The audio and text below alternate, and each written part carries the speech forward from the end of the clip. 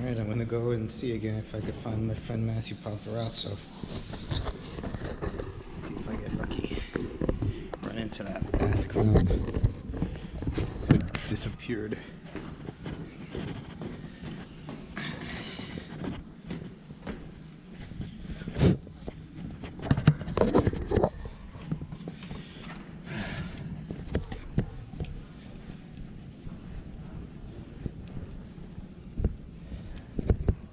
Love that car.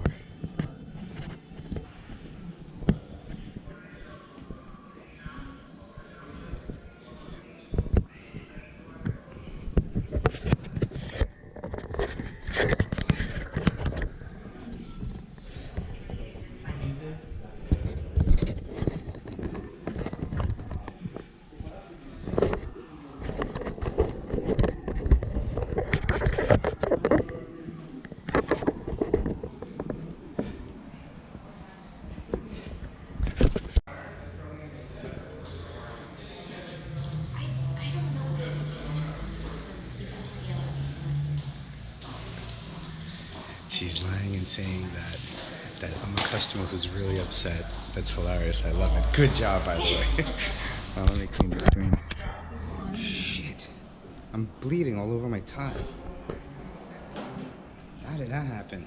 That's why I'll say I was upset, because I was bleeding all over my tie. Which way will he come from?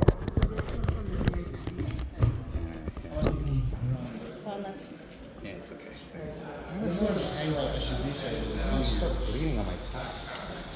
I'll probably pass through here because his wound is expressive. I don't know if I'll imagine that as a whole or Like behind SUVs? or just stand right here.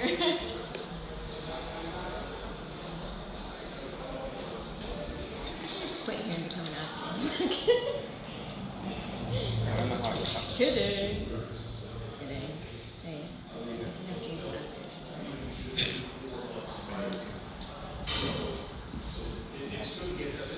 It's taking forever to come here. I don't know where he's at. I just meant to get another mango or two.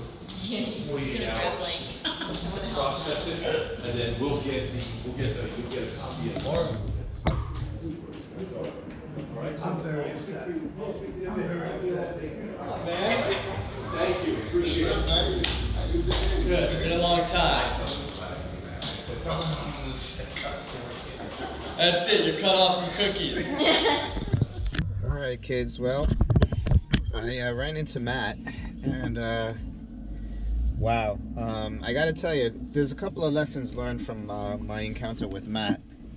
Lesson number one is always have empathy for people and never assume the worst, because initially I thought to myself that Matt was probably just, ignoring me because, he was embarrassed at the fact that he was out of the business.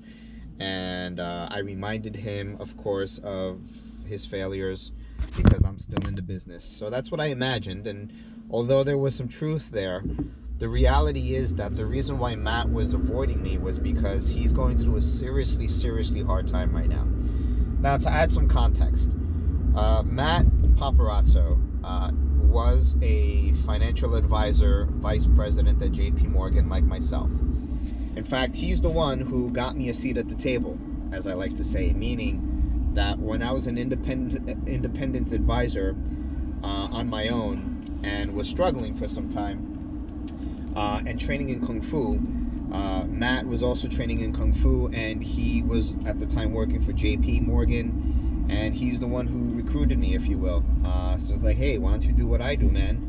He was having a lot of success at the time, and he's the one who put me in contact with Dan Kelleher, who became my hiring manager, and the rest is history. Now I am at JP Morgan for, it's going to be 6 years. Well, it's 5 years and change now, but that's Matt.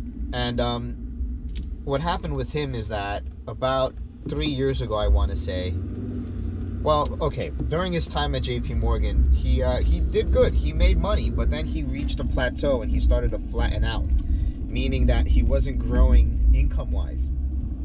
And then to make matters worse, he was also using his money poorly. He was getting into debt. He was racking up credit card bills, just because, you know, in our business, there used to be the time, and it's seasonal. It comes and it goes, you know, but there was a time in which every year we would make more and more money, you know, like we would make more money than the year before. So every year our income would be growing. And he made the mistake that because his income was growing, he would rack up this debt, thinking that, okay, I'd be able to cover it with other income that comes in, or just making a lot of money.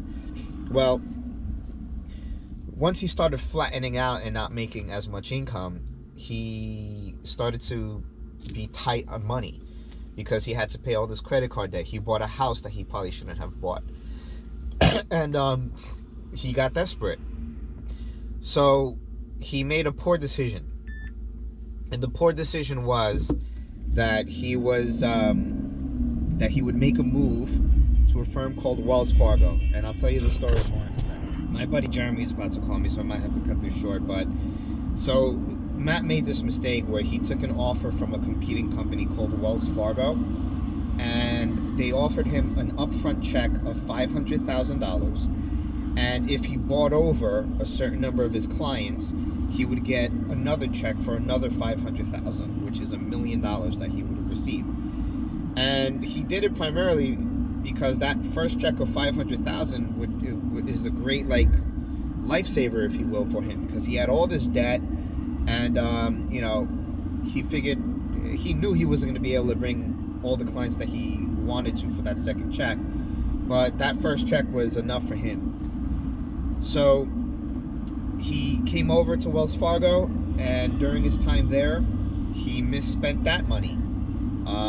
He started working on the house. The money was used, because the other problem is that $500,000 was also supposed to be not just incentive money, but money for him to, yeah, Jeremy.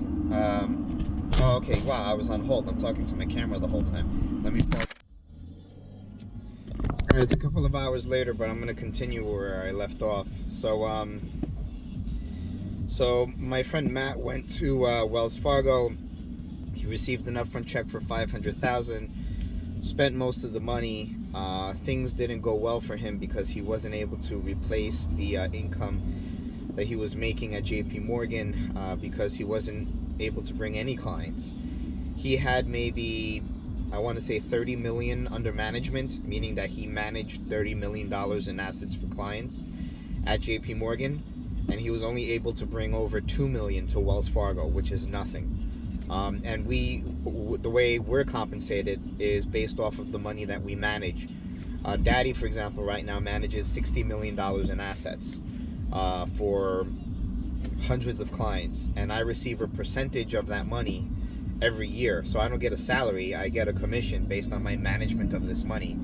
So for Matt not to be able to bring over any of his money left them without any source of income. So he ran through his bonus check, was left with nothing, and then when he wasn't able to make any income from Wells Fargo, he decided to leave Wells Fargo and go sell cars at Mercedes-Benz Busch. And since he ran through all the money that Wells Fargo gave him when they requested it of him, and he wasn't able to pay it back, he couldn't. So now they're suing him. He lost his license, so he's out of the business, meaning he can't do what I do anymore. He can't do what I do anymore, yeah, because you have to have a special license to do the type of business that I do. And now they're suing him for that money, that $500,000. So he has to sell his house now, because they're going to take 10% of his paycheck for the rest of his life, pretty much, which means that he can't afford his livelihood, and he's going to sell his house to get out of that debt because he can no longer afford his house, and move back in with his parents at the age of 40, and he has 3 kids. So it's really tough. He was depressed, he was destroyed mentally, but he'll get through it. I think he's resilient, and I certainly wish him the best. But in conclusion, don't spend all your money. If you get an upfront check or a bonus check, don't spend all your money. be smart. Save up money. When times are good, like right now times are good for me, I have to be wise enough to save up money and to start collecting money, so that way in case things are bad in the future, I have something to back me up. All right, kids, that's it for now. I'm gonna go cut my hair.